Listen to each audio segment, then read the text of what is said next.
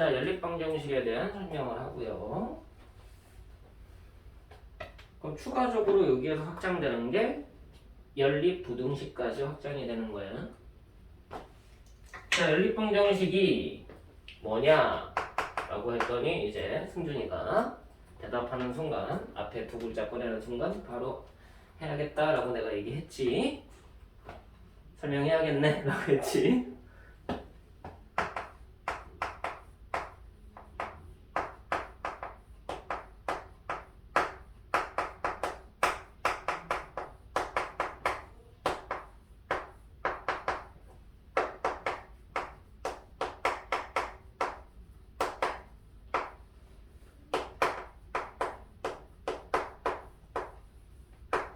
이게 연립방정식의 이론인 거야.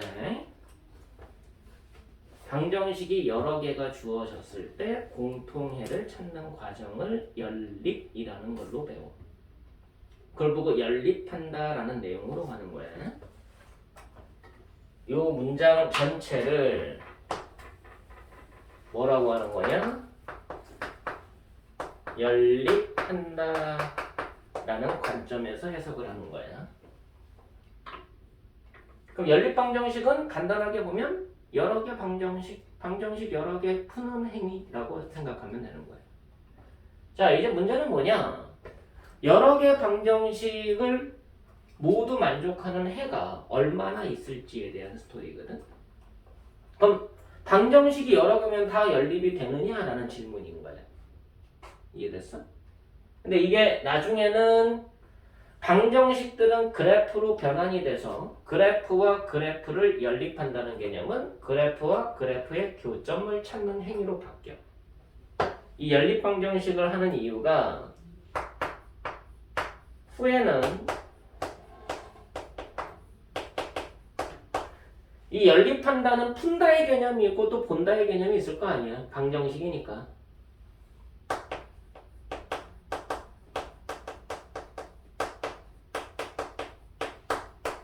이 개념으로 바뀐다고. 그래프의 교점 찾는 과정으로 바뀌는 거야.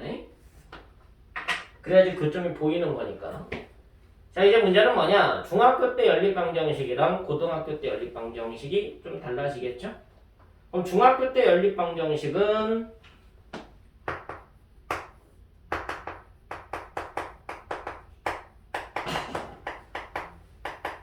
이렇게 불러. 정확하게.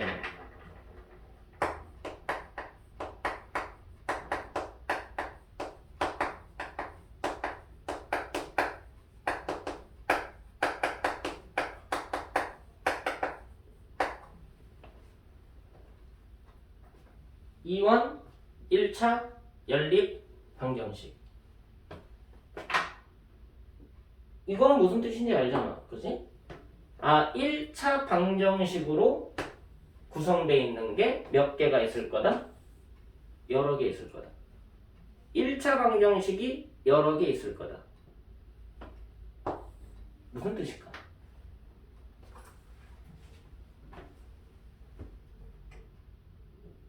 저 맨 앞에 있는 두 글자가 무슨 뜻일까?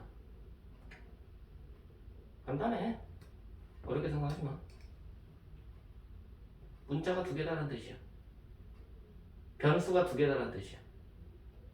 이 원, 두 개 원소란 뜻이거든, 원래는. 변수가 두 개인 1차 방정식들이 여러 개가 존재할 때. 이해됐어? 자, 그럼 여기에서 뭘 확장할 수 있어? 뭘 변형할 수 있겠어? 그렇지. 변수 개수 조절이 가능하지. 또 뭐 조절할 수 있어? 시계 개수, 차수. 차수의 개수 조절이 가능하지. 근데 차수 조절이 가능한 게 이제 고1 개념인 거야. 시계 개수를 조절하는 게 문자의 개수를 조절하는 것도 고1 개념인 거야. 근데 중학교 때는 요것만 다뤄. 자, 그럼 이게 조절이 되네?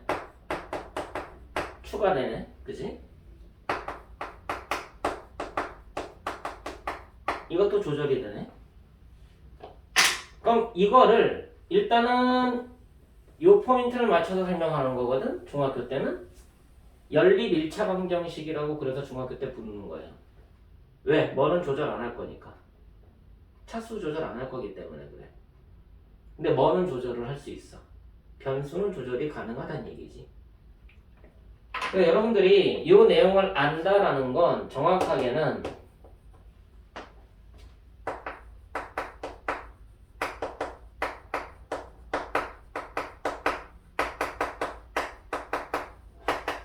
여기에 대한 스토리를 배우는 거야, 중학교 때 원래. 아, 이 스토리가 중학교 때 어떻게 진행이 되느냐 라는 것을 배우고자 하는 게 연립방정식이다, 중학교 때. 뭐는 조절 안 한다고? 차수는 안 건든다고. 근데 뭐는 조절할 수 있어? 미지수 계수. 그치, 미지수 계수는 조절할 수 있겠지.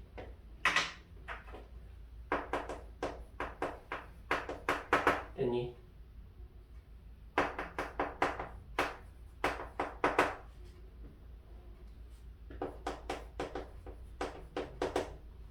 이해돼? 변수 개수가 조절되는 거야.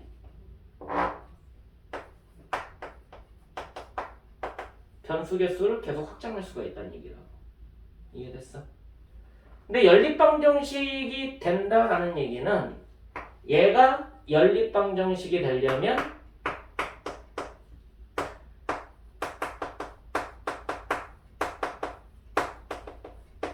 방정식 개수가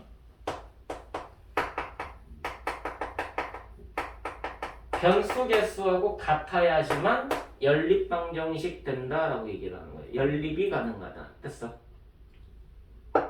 선생님, 변수 개수보다요 방정식의 개수가요 더 많은 경우도 있을 거 아니에요. 그치? 변수는 2개인데 방정식이 3개야. 됐어? 그래, 그럼요. 이 경우도 있겠네요. 변수 개수가 방정식 개수보다 많을 수도 있겠네요.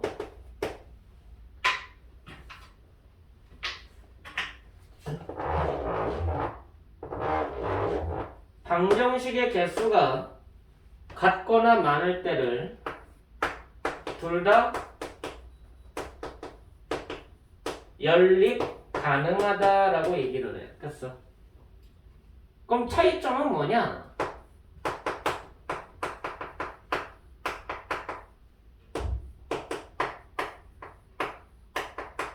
이 차이예요. 보다 약한 연립이고 쟤는 좀 더 까다로운 조건의 연립 방정식이 되는 거예요. 이해되니? 그게 좀 달라. 방정식 개수가 많아도 상관은 없다는 얘기야. 일단 얘는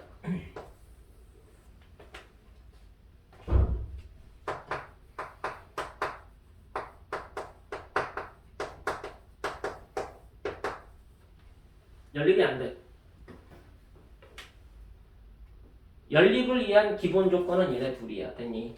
단지 약하냐 강하냐의 차이야. 이거를 나중에는 고등학교에서 이렇게 불러.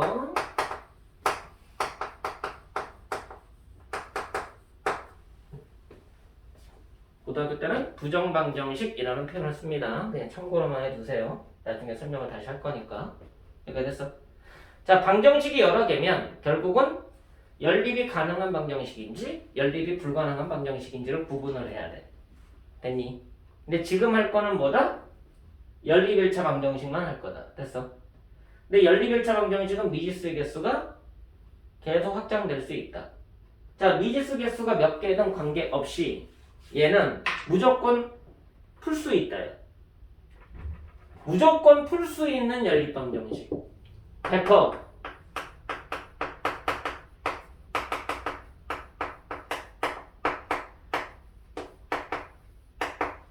그럼 연립 방정식 중에는 풀 수 있는 게 있고 풀 수 없는 게 있겠지. 이해돼 안 돼? 그럼 풀 수 있다라고 벡터라고 했던 얘기는 뭐야? 증명이 됐다는 얘기지. 이해돼? 연립 1차 방정식은 조건만 만족하면 이 조건만 만족하면 무조건 해를 갖는다라는 걸 증명을 해냈다는 얘기야. 누가? 가우스가. 가우스라는 수학자가 미지수가 몇 개든 관계없이 연립 1차 방정식은 이 조건만 만족하면 무조건 해를 구할 수 있다라는 걸 증명을 했어. 그 방식을 뭐라고 얘기하는 거니? 알고 있니? 이거를 증명을 해버렸어요. 그 과정을 통해서 여러분들이 연립방정식의 풀이법이 나오는 거예요. 그래서 세 가지 방법으로 연립 1차 방정식을 풀이한다라고 배워요. 무슨 법이라고 불러? 승준이 말해봐. 대입법, 가원법. 대입법, 가감법, 마지막 하나 더. 더 있습니다. 응, 더 있어. 그래요? 등치법. 이게 이제 중학교식이랑 고등학교식인 거예요. 대학교로 가면 또 다른 방법이 나와. 이 연립일차 방정식을 다른 걸로 변환해가지고 행렬이라는 과정을 통해서 연립방정식의 해를 구하는 방법이 있어. 그거를 가우스 소거법이라고 불러. 대학교 때.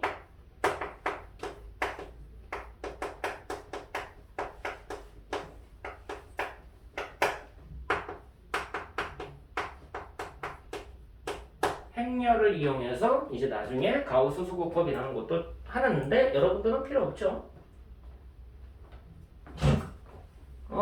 근데 저 행렬을 여러분 교과 과정에서는 안 배우는데요. 여러분 이후 교과, 현재 중1 된 학생들, 그 학생들은 교과가 바뀌는 거 알아 몰라?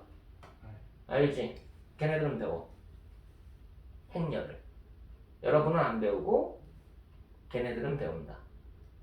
자, 혹여라도 공부를 해서 대학교를 갔더니 아쉬워. 이해돼? 그래서 뭐 해? 그치? 그럼 걔네들과 겨뤄야 될 거 아니야. 그럼 걔네들은 배운 과정을 여러분들은 안 배운다는 얘기지. 그걸 알고 있어야 되는 거야. 됐어? 그래서 나중에 잠깐 포인트 잡아서 설명을 해줄게. 자, 내가 설명하는 것 중에 교과 이론도 있지만 교과를 살짝 벗어난 내용들도 있죠. 아예 교과서에 없어? 라고 설명을 해버리잖아. 저것도 교과 외거든. 그지? 대학교 과정이니까. 근데 설명하는 이유가 뭐야? 혹여라도 필요한 상황이 올까봐. 됐어. 그래서 설명하는 거니까 그냥 참고로만 저런 용어들이 있구나 라는 정도만 알고 있으면 돼. 그럼 이제 뭐만 하면 돼? 이 세 가지의 차이점만 알면 되지.